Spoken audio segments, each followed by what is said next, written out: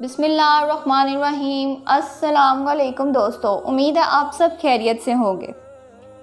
حضرت فاطمہ رضی اللہ تعالیٰ حضور پاک صلی اللہ علیہ وسلم کی محبوب ترین اولاد تھیں۔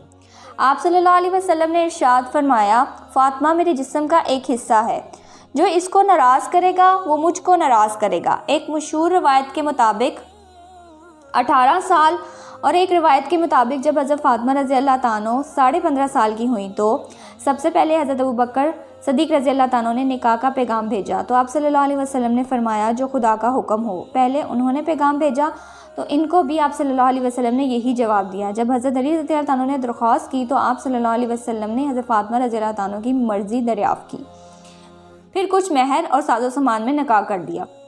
حضرت فاطمہ رضی اللہ تعالیٰ کی مشہور روایت کے مطابق 29 سال کی تھیں کہ جناب رسالت صلی اللہ علیہ وسلم نے راحت فرمائی۔ حضرت فاطمہ رضی اللہ تعالیٰ حضور پاک صلی اللہ علیہ وسلم کی محبوب ترین اولاد تھیں اور اب صرف وہی باقی رہ گئی تھیں۔ ان کے لیے ان کو عورتوں سے سب سے زیادہ صدمہ ہوا۔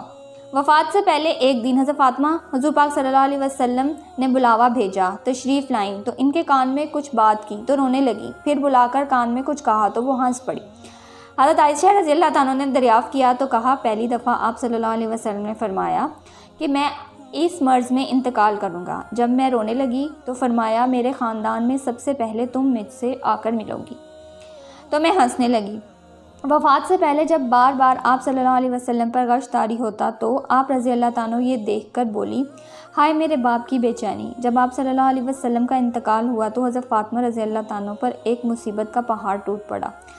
اصحاب البابل میں لکھا ہے، جب تک زندہ رہیں کبھی تبسم نہیں فرمایا۔ بخاری میں لکھا ہے کہ جب اصحابہ کرام نوش مبارک کو دفنا کر واپس آئے تو حضرت فاطمہ رضی اللہ تعالیٰ نے حضرت انس رضی اللہ تعالیٰ سے پوچھا، کیا تم کو رسول پاک صلی اللہ علیہ وسلم پر خاک ڈالتے ہوئے اچھا معلوم ہوا؟ ایک مرتبہ ابو جہل کی لڑکی کو حضرت علی رضی اللہ تعالیٰ نے نکاح کا پیغام بھیجا تو دوبارہ رسالت صلی اللہ علیہ وسلم میں اطلاع ہوئی تو آپ صلی اللہ علیہ وسلم ممبر پر چڑھے اور حسب ذیل خطبہ ارشاد فرمایا، جس کا ترجمہ یہ ہے، اہل شام علی ابن طالب سے اپنی بیٹی کا عقید کرنا چاہتی ہے اور مجھ سے اجازت مانگتی ہے۔ اجازت نہیں دوں گا اور کبھی نہیں دوں گا، البتہ ابن ابی طالب میری بیٹی کو طلاق دے دے، ان کی لڑکی سے نکاح کر سکتا ہے۔ فاطمہ میرے جسم کا ایک حصہ ہے، جس سے اس کو ذلیل کر دیا مجھ کو اس نے ذلیل کر دیا، لیکن خدا کی قسم ایک پیغمبر کی اور ایک دشمن نے خدا کی بیٹی ایک ساتھ جمع نہیں ہو سکتی۔ حضرت علی رضی اللہ تعالیٰ کی شادی نہیں کی۔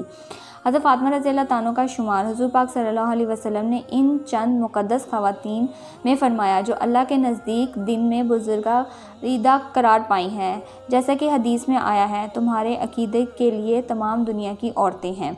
مریم علیہ السلام، حضرت خدیجہ علیہ السلام اور حضرت فاطمہ علیہ السلام، حضرت آسیہ رضی اللہ تعالیٰ کافی ہیں۔ سیدہ فاطمہ الزہرا رضی اللہ تعالیٰ چکی پیستی تھی، جس کی وجہ سے ہاتھ میں چھالے پڑ گئے تھے۔ جب پانی بھر کے لاتی سینے پر گٹا رکھتی، گھر میں جھاڑو دیتے دیتے کپڑے میلے کچیلے ہو جاتے تھے، لیکن جب ایک مرتبہ حضور پاک صلی اللہ علیہ وسلم سے گھر کے کاموں کے لیے لونڈی مانگی تو ہاتھوں کے چھالے دکھائے تو ارشاد ہوا، جان پناہ بدرو کی یتیم تم سے پہلے اس کے مستحق ہیں۔ ایک دفعہ حضرت علی رضی اللہ تعالیٰ نے ان کو سونے کا ہار دیا تو آپ کو معلوم ہوا تو فرمایا، کیوں فاطمہ، کیا لوگوں سے کہلوانا چاہتی ہو کہ رسول اللہ کی لڑکی آگ کا ہار پہنتی ہے؟